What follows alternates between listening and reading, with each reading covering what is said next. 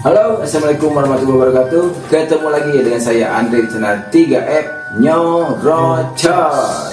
Kali ini kita bersama dengan teman-teman biasa. Siapa aja? Silakan. The Bro. Lalu The O. wis kerennya namanya The Bro, The O, The Cuy. Anjir, kerennya.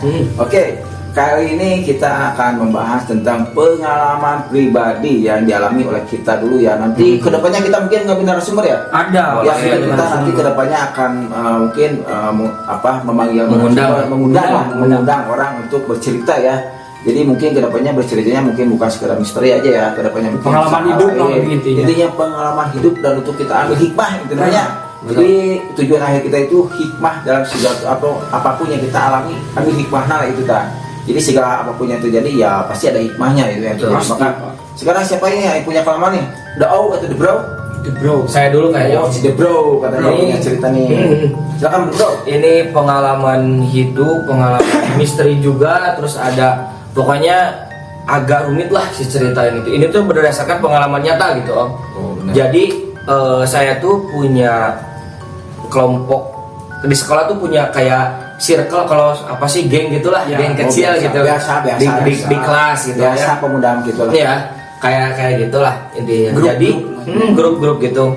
Nah si grup ini tuh suka liburan, maksudnya tiap akhir tahun tuh suka liburan ke pantai. Seru artinya Ya kayak gitu sama, jadi suka motor-motoran biasalah anak remaja gitu ya.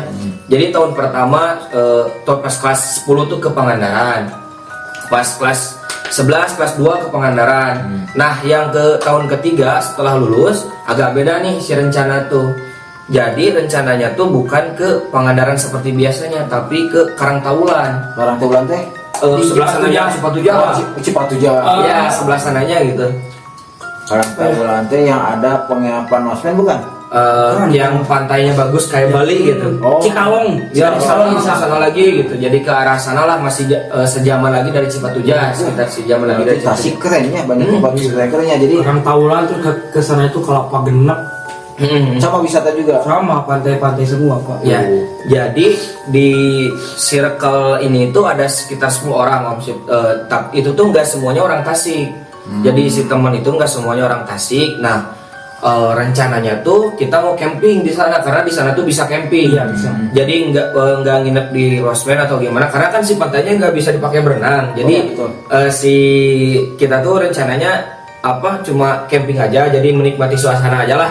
Biasa sudah kelulusan gitu, jadi merayakan kelulusan lah gitu intinya. Jadi kita tuh udah dari rencana dari awal, jadi nggak berangkat bareng semua nih dari Tasik gitu. Jadi ada yang ada yang gitu. Ya, jadi yang dari titik tujuannya sama. Langsung di sana gitu, ketemuan di sana. Jadi kan di circle ini tuh ada orang Tasik, ada orang Kidul juga, ada orang sana, ada orang Garut, ada orang Cikatoma, sama orang Pangandarannya juga. Iya. Nah, kita tuh yang dari Tasik sepakat sekitar berarti 6 orang yang dari Tasik berangkat bareng 3 motor ke sana.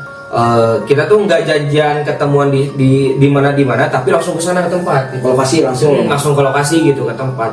Kita berangkat, nyampe di lokasi 6 orang yang dari Tasik semua, terus yang dari Karangnunggal nyusul ada nyampe, terus yang dari Pangandaran juga nyampe. Berarti udah 8 orang. Seorang lagi dari Garut. Dari Garut. Nah yang dari Garut tuh belakangan terakhir. Yang satu lagi 2 orang yang dari Kidulnya tuh. Jadi 9 orang, yang 1 orang belum datang. Nah ya jadi agak telat datangnya tuh. Jadi kita tuh udah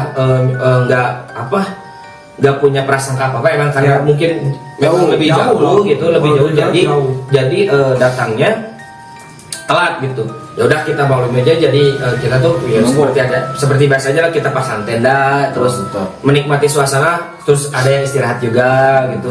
Nah sekitar mau maghrib baru datang gitu, jadi ngaretnya tuh sekitar 2-3 jam lah gitu dia tuh ngaretnya tuh. Terus itu banget rumahnya dari Garut gitu, dari Garut pantas dari Garut. Jadi sebetulnya kan kalau dia jadi dia tuh biasanya kalau ke situ tuh lewatnya lewat Pamubek, Santolo yang di daerah. Santolo. Pokoknya dia tuh Santolo kan? mapai laut lah gitu. Kalau Santoro jauh banget. Pokoknya ke arah situ lah. Ya. Pokoknya mah istilahnya mah mapai laut cina bahasa itu. Jadi dia tuh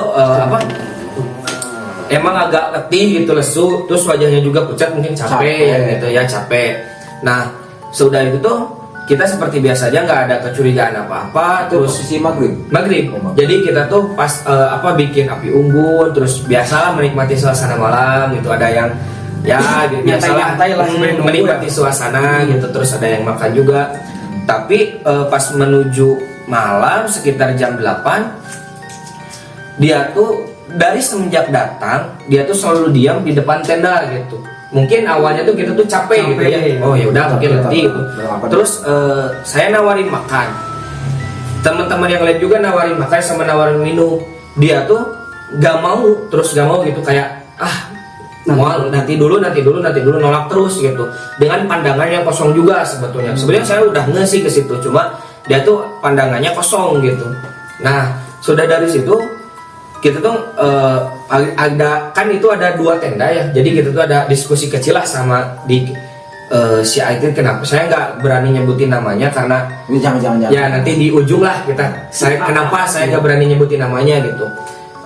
Jadi di dalam tuh kenapa gitu ya si A tuh nggak mau makan gitu, nggak mau ini, terus agak ada yang beda lah seperti itu sedikit gitu. Beda dengan biasanya. Beda dari biasanya gitu. Saya tanya lagi kenapa gitu. Saya tuh nyeri beteng cina gitu, jadi nyeri perut lah cina, enak beteng cina gitu. Angin sebenarnya. Jadi mungkin feeling saya, oh ya mungkin masuk angin gitu lah ya, masuk angin. Nah ditanya lagi tetap masih gitu nggak mau. Nah hampir sampai larut malam, yang lain tuh ada yang beraktivitas kayak gitaran ya, biasa berkumpul seru-seruan, ada yang main game, menikmati waktu malam juga gitu. Intinya sibuk dengan masing-masing lah. Dia tuh masih duduk persis di depan tenda dari awal datang sampai hampir larut malam masih di situ om. Jadi di satu tempat duduk dengan posisi, saya masih ingat posisinya tuh nangkep tuur gitu. Gini om, kalau disepertiin gitu. Ya merenung gitu. Saya tuh kayak masalah gitu. Kayak masalah. Jadi saya juga mikirnya karena kan sebelumnya sering curhat, mungkin waktu itu mikir mau kuliah kemana atau apa, mungkin kayak quarter life crisis lah gitu kalau bahasa anak sekarang. Mau kemana gitu.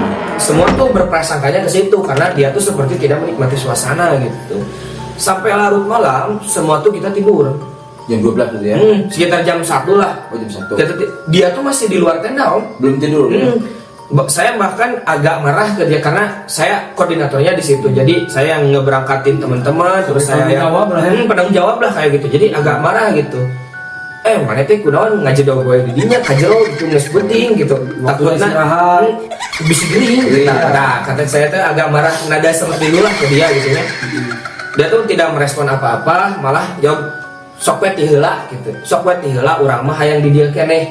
Nah, bahasa itu tuh masih terngiang-ngiang dari saya gitu. Sok we ti heula saya mah hayang di dieu keneh gitu. Nah, dia tuh berbicara seperti itu. Nah, setelah itu kita semua tidur, bangun sekitar jam 5. Enggak, tunggu dulu. Itu enggak ada yang piket itu.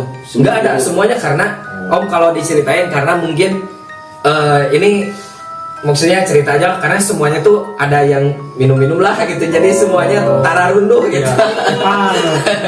Tepar gitu, jadi ada yang tepar lah gitu, jadi boro-boro mau mikirin piket gitu om, mikirin diri sendiri juga bisa gitu, jadi pengennya tuh tidur gitu, jadi nggak ada tradisi biasa lah remaja gitu. Tapi sebelumnya di tempat camping eta ada orang lain nggak? Ada, jadi kita izin penjaga bayar gitu, bayar. Ya maksudnya di tempat sana tuh ada yang marangan ada tapi jaraknya jauh, nggak berdekatan gitu, karena kan itu bebas memilih tempatnya. Jadi mau jarak 10 meter asal jangan terlalu dekat ke bibir pantai katanya. Peraturannya seperti itu. Jadi ada beberapa tenda-tenda lah, cuma agak terlalu jauh gitu, nggak berdekatan gitu. Jadi lanjut setelah kita tidur bangun. Nah, dia masih duduk di posisi itu jam 5 gitu, masih duduk di posisi itu. Nggak tidur? Enggak. Nah, tapi kita nggak punya prasangka apa-apa karena dia tuh bikin mie. Bikin mie. Jadi aktivitas. Ada aktivitas bikin mie gitu. bikin mie. Nah sudah matang, si mie-nya mau dimakan, dia tuh kembali sakit perut. Jadi belum dimakan. Belum dimakan. Si makanannya dilanjutin sama teman yang lain, terus dia kembali lagi ngerasa sakit perut. Gak kuat buat makan gitu. Nah akhirnya kita agak was-was lah, panik gitu, waspada, takut kenapa-napa. Terus ada yang berinisiatif mau ke puskesmas terdekat gitu. Nah ada sekitar dari daerah situ tuh agak jauh lah, 20 menitan gitu. Nah akhirnya ada 2 teman saya yang mau nganter ke sana. Jadi saya ngatur strategi gitu. Jadi ada yang beres-beres tenda, ada yang ini. Jadi langsung beres itu. Karena itu kondisinya udah sangat mengkhawatirkan sampai dia tuh nggak bisa bangun gitu, bahkan ditandu buat naik ke atas gitu kan. Itu jadi posisinya tuh naik dulu tangga ke atas, turun lagi ke bawah gitu. Jadi tempat campingnya di bawah jadi gitu, jadi naik turun lagi ke bawah tuh ditandu sampai kita minta penjaga yang ada di situ yang minta bantuan gitu, karena kita kan nggak bawa tandu gitu. Jadi kalau digendong agak susah juga gitu, terus takut kecelakaan atau apalah. Jadi gitu tuh ditandu sebetulnya. Nah ada warga yang nawarin mobil, gitu buat ke sana, tapi teman saya tuh nolak. Udahlah, udah cina ulah we cina gitu, pakai motor aja cina didempet dulu. Ya udah dari situ tuh karena saya nggak ikut ke sana, jadi saya instruksi teman-teman lah buat ini bawa sama ini berdua gitu ya, bawa ke puskesmas gitu. Saya ngeberesin tenda, terus ngeberesin ini itulah, bagi tugas bagi tugas. Pas 1 menit dia berangkat diantar ke puskesmas, ada ibu warung yang kan di sana tuh ada warung lah ya, kan ada si bapak-bapak yang nawarin mobil itu diam di warung itu. Nah si ibu itu bilang gini, jangan cina kita mau ayah gerak cina gitu. Jadi nggak maksudnya saya nggak ngerti. Jadi itu maksudnya gimana? Nggak bakal terselamatkan gitulah intinya. Jadi nggak bakal terselamatkan gitu intinya. Nah setelah dari situ dibawa ke puskesmas kan, jadi saya tuh nggak bilang ke teman-teman yang lain gitu ya, nggak bilang ke yang tadi omongan dari baru. Jadi karena ya udahlah menjaga posisi jadi nggak mau bikin panik juga gitu. Nah setelah dari situ beres, setelah 20 menit teman saya nganter tadi tiba-tiba balik. Saya nanya, nah itu ditungguan gitu, kenapa nggak ditungguin? Ternyata lihat dari HP-nya dia tuh udah menghubungi keluarganya gitu. Oh dari malam itu. Jadi nggak tahu dari kapan lah, dia ternyata udah menghubungi keluarganya datang menjemput, datang menjemput. Nah langsung ditinggalin gitu. Jadi karena udah ada keluarganya. Karena temen yang lain tuh berpikiran ya udahlah ada keluarganya, kita siap-siap pulang, beres-beres yang lain terus mau pulang gitu. Nah sebelum pulang saya tuh nggak mau terjadi apa-apa gitu, jadi mau memastikan ya udah kita pulang ke rumahnya aja gitu, ke Garut. Jadi karena kita kan ke Garut langsung. Iya, jadi kalau dari pemaparan teman sih ditanangani dulu terus dibawa sama keluarganya katanya ke sana. Nah setelah dari situ kan posisinya tuh kalau logikanya kan dia tuh masih di puskesmas, sementara dari jarak puskesmas ke pantai itu ada sekitar spend 20 menit lah. Tapi posisinya tuh saya pulang duluan kan, jadi intinya saya mau nunggu di rumahnya lah gitu. Jadi mau istirahat di rumahnya, mau nunggu di rumahnya gitu, jadi istirahat duluan lah gitu. Jadi kita tuh selama di perjalanan tuh nggak ada kepikiran apa-apa sebetulnya. Jadi kita terus berjalan lah sambil touring lah itu ke sana. Ke Garut berarti ya? Ke sana ke Garut. Tapi pas udah nyampe ke sana, ternyata di sana udah ada bendera kuning, Om. Ya Allah. Udah ada bendera kuning di sana tuh. Udah ada bendera kuning dan orang tuanya tuh udah nangis gitu. Kita kan panik ya, jadi maksudnya, waduh, kita tuh belum ada yang curiga gitu. Kita tuh panik. Intinya kita udah menerima kenyataan bahwa teman kita tuh udah nggak ada gitu ya. Intinya kayak gitulah, udah nggak ada gitu. Nah pas yang kita tanya, tuh Om, ini saya bergetar kita juga Om tangan. Pas kita ke sana nanya ke ibunya, jadi gimana kejadian sebetulnya, karena kan saya juga tahu kejadian di sana itu seperti apa gitu. Jadi Bu, emang kumaha si Ate kieu. Jadi mamanya nyerita. Jadi si AA teh badai camping cina gitu. Badai camping ya, badai camping. Sesuai tujuan. Di perjalanan sebetulnya sebelum nyampe ke sana dia tuh udah nggak ada kecelakaan di jalan. Dan kecelakaan di jalan itu kejadiannya perutnya yang kelindas gitu. Ya Allah. Nah itu jadi makanya kenapa pas di perjalanan tuh dia sakit perut gitu. Malahan Sampai di tempat itu ya. pas nyampe di tempat tuh dia mengisyaratkan itu. mengisyaratkan Ya. sakit perut. Nah kita tuh nggak ada yang curiga gitu. Jadi sebetulnya dia tuh tidak sampai ke tempat tujuan kita tuh. Ternyata orang yang ada di depan tenda dari nyampe sampai subuh itu bukan asli orang. Itu kita tuh Cuma menyerupai gitu ya. sampai nggak ada yang percaya gitu. Nah sebetulnya itu jadi kan awalnya tuh saya tuh agak acuh lah sama kejadian-kejadian kayak gitu, jadi nggak terlalu percaya atau apapun itulah. Cuma setelah jadi kejadian itu jadi percaya nggak percaya, masih nggak percaya sama diri sendiri gitu. Terus yang kita hadapi itu tuh siapa gitu, karena wah nanya bu leras kena cina gitu itu terdugikan itu malah di tengah perjalanan deui gitu. Nah maksudnya teh udah karena kecelakaan di jalan. Bahkan saya pun sampai cek ke rumah sakit yang ngambil dia emang benar ada di rumah sakit gitu. Saya belum paham bentar. Tadi kan katanya temen kan ngantar ke puskesmas nih. Dan di puskesmas diterima tuh. Ya diterima. Nah waktu di puskesmas kan maksudnya, tadi ngomong orang tuanya sudah ada duluan di sana. Nah saya ngerti, Pak orang tuanya berarti nggak sampai ke Cipatu ya kalau gitu kan? Jadi itu tuh sebetulnya jadi kejadian yang jadi pertanyaan juga. Jadi katanya udah ada nelpon di HP-nya tuh, udah ada nelpon orang tuanya dan tiba-tiba udah datang gitu dengan cepat gitu orang tuanya. Jadi nggak sampai 10 menit si teman saya tuh ngantar ke puskesmas gitu, nyampe di puskesmas dan tiba 10 menit masih ada di ruang administrasi ini itu udah ada yang jemput katanya. Udah ada yang jemput. Siapa itu yang jemputnya? Kata teman saya orang tuanya, ternyata orang tuanya juga enggak gitu, enggak sampai ke situ. Jadi seorang tuanya enggak ngejemput gitu. Malahan orang tuanya juga terus ada di dia gitu si Amah gitu. Terus Pas datang ke rumah lagi sudah dikubur gitu. Pak ku abi jadi ku saya tuh ditanya, ibu teh ngajemput kan? Ngajemput kumaha tadi lagi di dia cenah gitu. Ibu mantan ngajemput cenah teh aya keluarga nu ngajemput gitu. Jadi yang ngejemputnya juga duka saha gitu, tak yang ngejemput itu tuh. Jadi yang jadi pertanyaan tuh dari yang ngejemput sampai yang pertama datang juga udah aneh lah gitu. Jadi nah kan nggak ada yang curiga juga sebetulnya ke situ dari awalnya juga. Nah sampai menyadari itu sampai udah nyampe rumahnya gitu. Nah semua dari situ tuh nggak ada yang percaya, nggak ada sampai manya gitu, masih tidak percaya gitu. Nah Kaget pasti kaget. soalnya percaya gitu. Kaget ini cuma Nah ya dan kejadian itu emang benar-benar nggak bisa bikin inilah masuk logikanya sebenarnya. ya. Nah emang sih nggak bisa diterima oleh akal saya.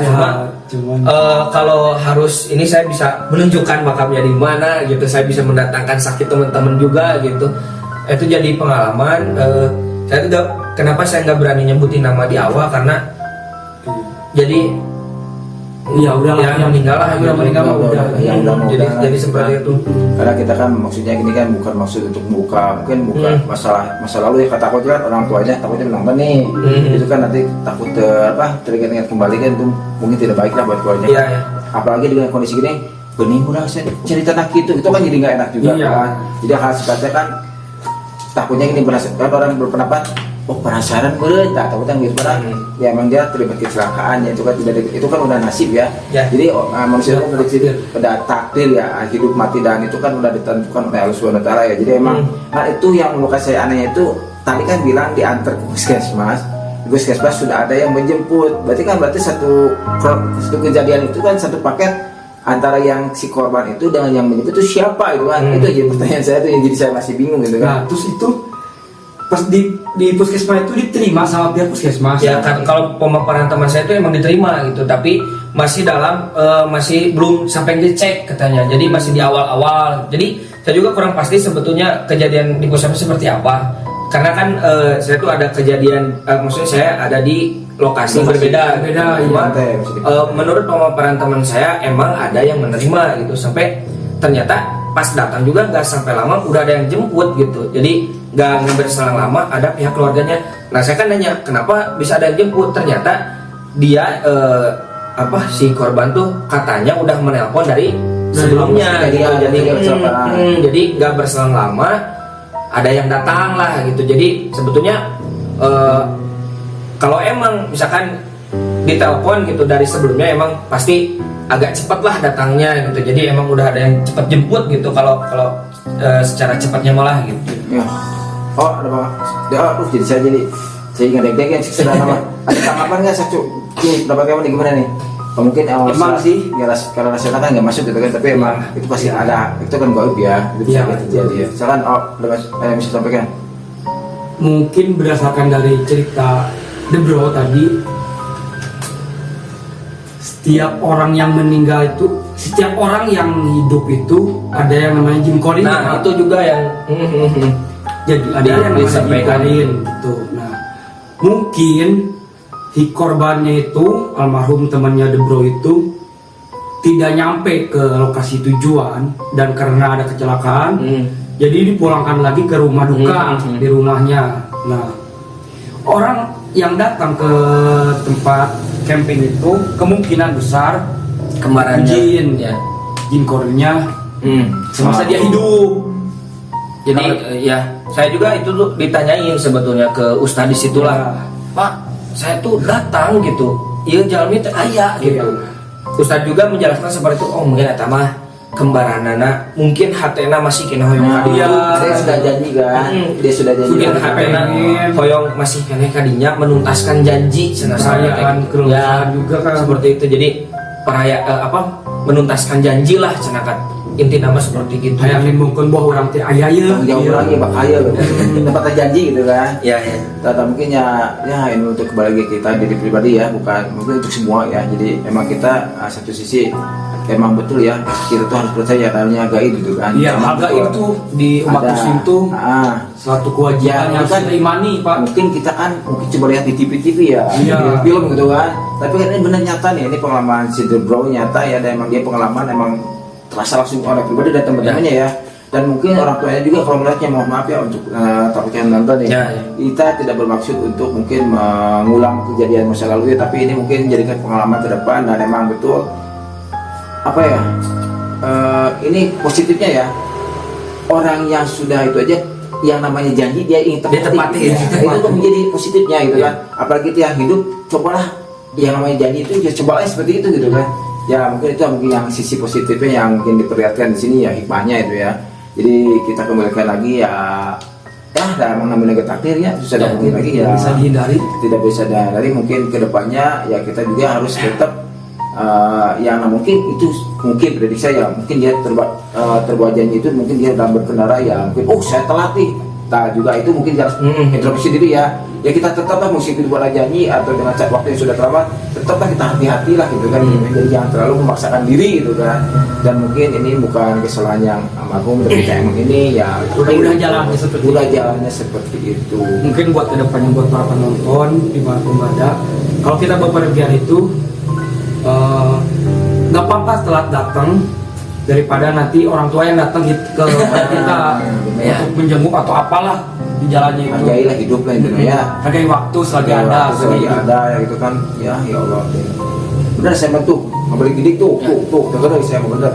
Sebenarnya dari kemarin tuh saya agak nahan-nahan buat cerita, kan kemarin juga abi ayah tapi masih ragu tuh karena masih bingung buat mau cerita atau enggak sih. Tapi setelah dipikir-pikir udahlah, ini buat kenang-kenangan saya dengan almarhum, terus kayak buat mengingat-ingat lah gitu. Jadi introspeksi diri dulu gitu buat terus dengan cara itu juga saya bisa mengingat kebaikan dia lah gitu. Jadi semasa masih hidup gitu. Kita doakan aja lah buat ya almarhum ya, semoga diterima ya jadi ahli surga juga, terima iman Islamnya, dan termasuk mungkin ya Islam tentunya bisa diterima lah mungkin. Dan itu kan hal-hal yang baik, masih silakan untuk teman-temannya nih, doakan sekaligus doakan teman-temannya juga, doakan orang tuanya pasti mendoakan, tapi teman-temannya kemarinnya ikut terlibat dalam itu ya doakan itu sahabatnya gitu ya. Jadi aduh susah ngomong jadi sedih bisa gitu ya. Jadi campur aduk lah gitu. merasakan jadi peran orang tuanya. Jadi sebenarnya kan mungkin orang tua ya. Jadi emang tua pasti merasakan